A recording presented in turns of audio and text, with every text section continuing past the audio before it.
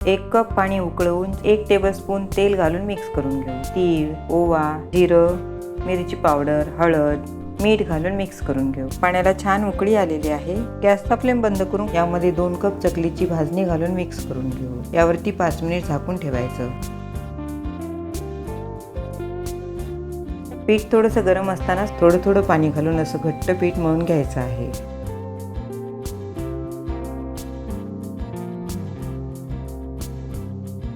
पिठाच्या गोळ्याला तेल लावून चकली पात्रामध्ये भरून चकल्या करून घेऊ। चकल्या तळायला वेळ लागतो, त्यामुळे चकल्या बनवतच आपल्याला तळून घेता येतात। तेल गरम झाल्यानंतर गॅसचा फ्लेम लो करून यामध्ये चकल्या घालून लो टू मीडियम फ्लेमवरती गोल्डन आणि क्रिस्पी तळून घेऊ। दिवाळीसाठी मस्त खमंग कुरकुरीत चकल्या तयार झालेल्या आहेत। असं तेल निथळून काढून घेऊ। लाईक, शेअर आणि सबस्क्राईब करायला विसरू नका।